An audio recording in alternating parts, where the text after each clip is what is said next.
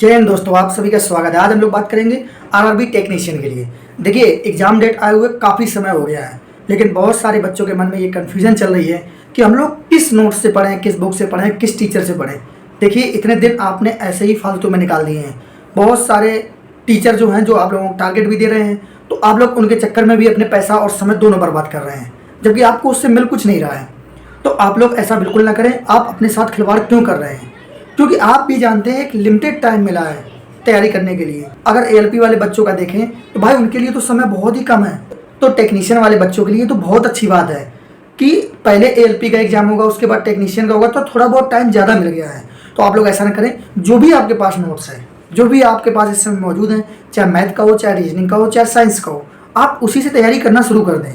अगर आपने तैयारी नहीं की तो आप जो पुराने बच्चे हैं, जो पहले से तैयारी कर रहे हैं, उन बच्चों से पिछड़ते चले जाएंगे। और जब लास्ट का समय आएगा कि अब 1 महीना बचा है, 20 दिन बचा है, 25 दिन बचा है, वहाँ पे आप लोगों का दिमाग और ज़्यादा खराब होगा कि मैंने तो कुछ पढ़ा ही नहीं है, मैंने कुछ तैयारी नहीं की। अगर मैं पढ़ भी लूँगा तो मॉक टेस्ट नहीं दे पाऊँगा, प्रैक्टिस नहीं कर पाऊँगा।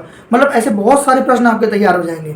तो कम से कम जो आपके पास नोट्स अवेलेबल है, अगर आपने टेक्नीशियन का फॉर्म भरा है तो ज़रूर आपके पास कोई ना कोई नोट्स तो होगा ही। अगर आपके पास नोट्स नहीं है तो आप बुक ही खरीद लें, बुक से ही तैयारी कर लें। बहुत सारी साइंस की बुक हैं जो आपको पतली पतली बुक मिल जाएंगी। अगर कुछ भी बुक अवेलेबल नहीं है, आपको लग रहा है कि मैं ज़्यादा नहीं पढ़ पाऊंगा, तो भाई जो लूसेंट है ब्लू कलर की, आप लोग देख सकते हैं, वही बुक ले लीजिए। भाई वो भी बहुत काम की है। अगर आपने सिर्फ फिजिक्स, केमिस्ट्री, बायोलॉजी उसी से पढ़ ली तो कम से कम 20+ तो स्कोर आराम से कर पाओगे, क्योंकि आपको प्रैक्टिस का टाइम मिल जाएगा। और जब आपका कॉन्सेप्ट क्लियर होगा तो आप प्रैक्टिस भी अच्छे से कर पाओगे। इसलिए आप अपना कीमती समय बर्बाद ना करें।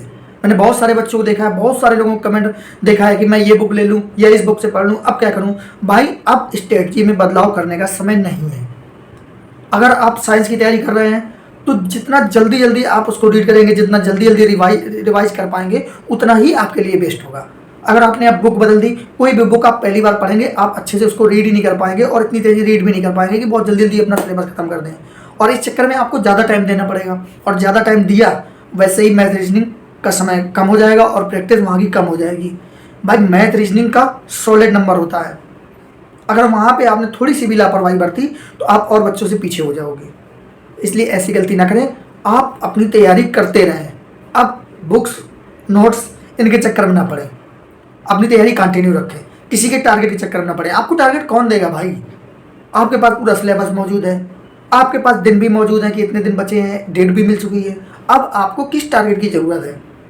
अगर आपने अभी तैयारी नहीं की तो आने वाले समय में आप बहुत ज़्यादा पछताने वाले हैं, क्योंकि फिर आपके पास कोई चॉइस ही नहीं बचेगी। और भाई इस बार जितनी वैकेंसी आ गई है, अगली बार अगर रेलवे इतनी भी वैकेंसी दे दे तो बहुत बड़ी बात होगी। मुझे नहीं लगता है। आपने प्रीवियस ईयर देखा होगा कितनी ज़्यादा वैकेंसी थी और इस बार कितनी वैकेंसी है, जबकि गैप भी 5 साल का हो गया है। इस बार गैप तो 1 साल का ही हो रहा है।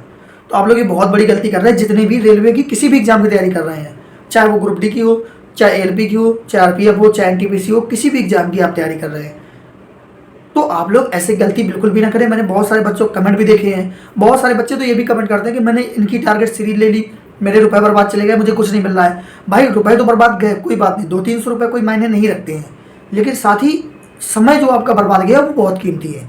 आपने अगर एक दिन भी बर्बाद कर दिया तो इस समय बहुत ज़्यादा कीमती है। उस एक दिन में आप कम से कम 5% अपना सिलेबस खत्म कर सकते थे, लेकिन आप ही लोग ये गलती कर रहे हो। तो भाई आप लोगों से मैं कहना चाहूँगा, फिर से एक बार कहना चाहूँगा कि ये गलती ना करें। अपनी तैयारी पर फोकस रखें, जो भी आपके पास नोट्स हैं, जो भी बुक्स हैं, उसी पे विश्वास बनाए रखें। और अगर कोई टॉपिक नहीं समझ में आ रहा है, कोई सवाल नहीं समझ में आ रहा है, तो भाई आप यूट्यूब का सहारा ले लें, यूट्यूब पे वीडियो देख लें, जिससे आपका वो कॉन्सेप्ट क्लियर हो जाए, तो आप एक बेहतरीन तैयारी अपने आप ही हो जाएगी। तो आप लोग तैयारी करते रहें। लोग मिलते हैं फिर अगले वीडियो में। जय हिंद।